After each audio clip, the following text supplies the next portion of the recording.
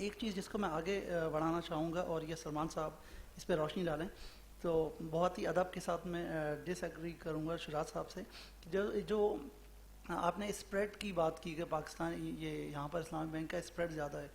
तो अभी हम डिस्कशन कर रहे थे सलमान साहब से, मलेशिया की एग्जांपल दी कि जहाँ पर इस्लामिक फाइनेंसिंग भी है और वो कमर्शियल बैंक से हाईली competitive है। यानी बहुत सारे ऐसे लोग हैं जो मुसलमान नहीं हैं, जो इसको इकोनॉमिकली फीजेबल ऑप्शन के तौर पे इस्तेमाल कर रहे हैं। तो सलमान साहब से दरख्वास्त है इस पे ज़रा इसको इनलाइटन करें। Thank you. मुंतज़मीन का बहुत शुक्रिया, उन्होंने मदऊ किया इस प्लेटफॉर्म पे। और ये जो मौजू है इस फोरम का, अगर इस पे मैं कुछ गुजारिशात पेश करके फिर आपके सवाल के जवाब की तरफ आऊँ, तो जहाँ तक हम बात करते हैं कि what are the benefits of riba free economy, तो अब आप ये देखिए कि पाकिस्तान में जो फाइनेंशियल इंक्लूजन का लेवल है वो बहुत ही लो है। यानी अगर हम अपना पर कैपिटा इनकम देखें और उसके लिहाज से हमारी जो फाइनेंशियल इंक्लूजन है, तो हम उन कंट्रीज़ में हैं कि जो बिल्कुल नीचे की रैंकिंग्स में आते हैं। यानी पर कैपिटा इनकम के लिहाज से हम इतना गरीब मुल्क नहीं है जितना कि अफ्रीका के और बहुत से ममालिक हैं, ये साउथ एशिया के और बहुत से ममालिक हैं, मगर फाइनेंशियल इंक्लूजन हमारा उनसे भी बहुत कम है। इसकी वजह क्या है? इसकी मुख्तलिफ सर्वेज़ में ये बात सामने आई है कि इसकी बुनियादी वजह यह है कि हमारे यहाँ प्रीडोमिनेटली जो बैंकिंग सिस्टम है वो रिबा बेस्ड है और लोग उसको अवॉइड करना चाहते हैं। और लोग इसी वजह से या तो बैंक में अकाउंट नहीं खोलते, और अगर खोलते भी हैं तो वो सिर्फ करंट अकाउंट में खोलते हैं।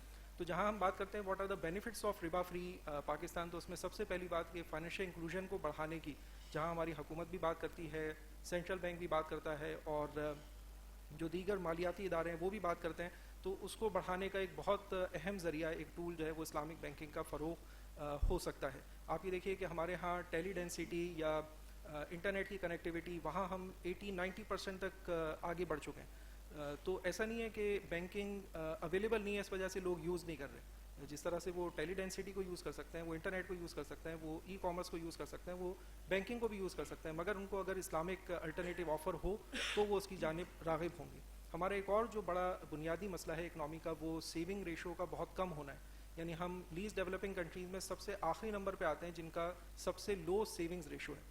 तो इसकी भी एक बुनियादी वजह यही है कि हमारे यहाँ लोग जब बैंकिंग चैनल को यूज़ नहीं करेंगे, अपनी सेविंग्स को वहाँ पार्क नहीं करेंगे, तो हमारे यहाँ जो डॉक्यूमेंटेड सेविंग्स है, प्राइवेट सेविंग्स, उसका रेशो बहुत कम रहेगा। इसी वजह से हमारा इन्वेस्टमेंट टू जीडीपी रेशो भी one of the lowest in the world है।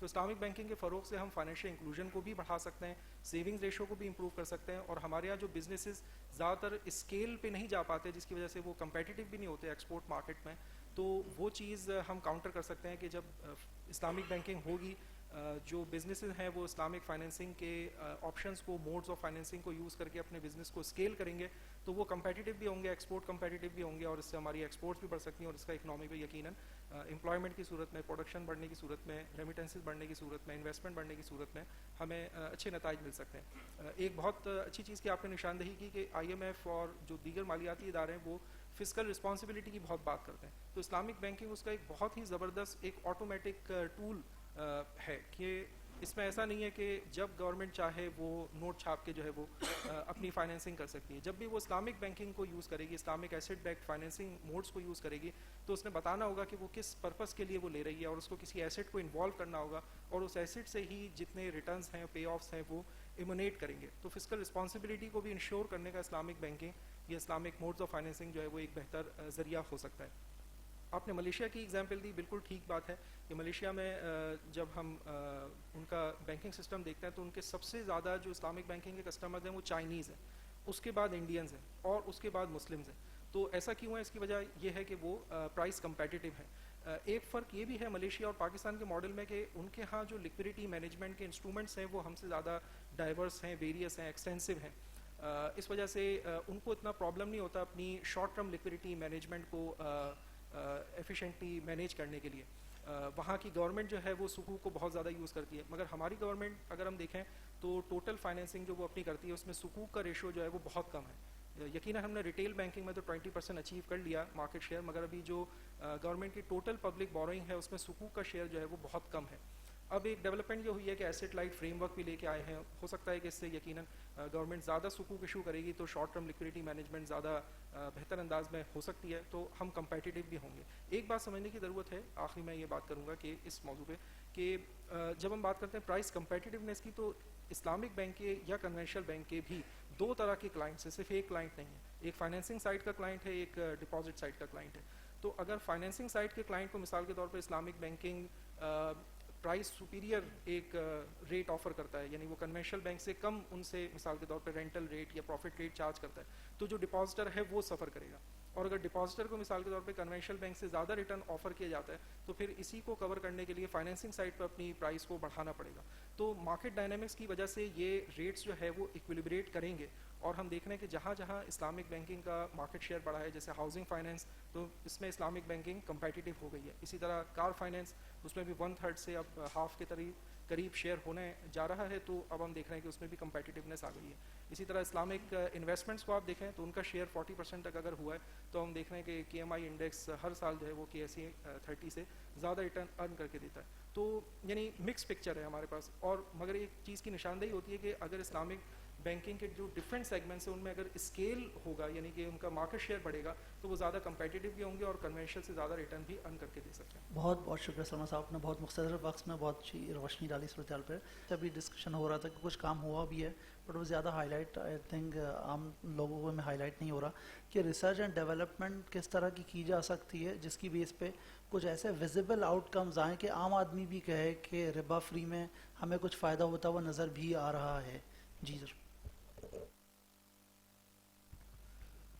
जहाँ तक बात है इस्लामिक बैंकिंग के समरात की, तो अगर हम मिसाल के तौर पे इस्लामिक बैंकिंग में फाइनेंशियल इंक्लूजन को बढ़ाने में भी कामयाब हो जाते हैं, सेविंग रेट को भी बढ़ाने में कामयाब हो जाते हैं, इन्वेस्टमेंट टू GDP रेशो को भी बढ़ाने में कामयाब हो जाते हैं, तो ये भी ख़ुद बताते ख़ुद जो है हमारी इकनॉमी में बहुत अच्छे असरात मुरतब करेगा, क्योंकि हम इन तीनों चीज़ों में बहुत पीछे हैं। जहाँ तक बात है रिसर्च एंड डेवलपमेंट की, तो उसमें काफ़ी कुछ काम हुआ है। और उसमें हम जो कॉलेज यूनिवर्सिटीज़ में लोग पढ़ते हैं पढ़ाते हैं, तो वो इसके बारे में कई दफ़ा नहीं वाकिफ़ होते कि कितना अच्छा काम मदारिस में हुआ है, उर्दू ज़बान में, इसी तरह से फ़ारसी ज़बान में, इसी तरह से अरबी ज़बान में। तो ये भी बड़ी ज़रूरत है कि हम जो है एक कनेक्शन भी बिल्ड करें, अकेडमिया जो यूनिवर्सिटी से आ रही है, इसी तरह वो अकेडमिया जो मदारिस से आ रही है, तो उनके दरमियान कोलैबोरेशन की बहुत ज़्यादा ज़रूरत है। अब हम देखते हैं जैसे दारुल उलूम, मदारिल उलूम, इसी तरह से और दूसरे मदारिस हैं, उन्होंने अपने आप को बहुत रीडिफ़ाइन किया है अपने रोल को और सोसाइटी में। वो बैंकिंग को बहुत अच्छी तरह समझते भी हैं, इकनॉमी को बहुत अच्छी तरह समझते हैं। तो रिसर्च एंड डेवलपमेंट की ज़रूरत है, मगर उसमें उलमा को और जो इकनॉमिस्ट हैं उनको जॉइन हैंड्स करना बड़ा ज़रूरी है।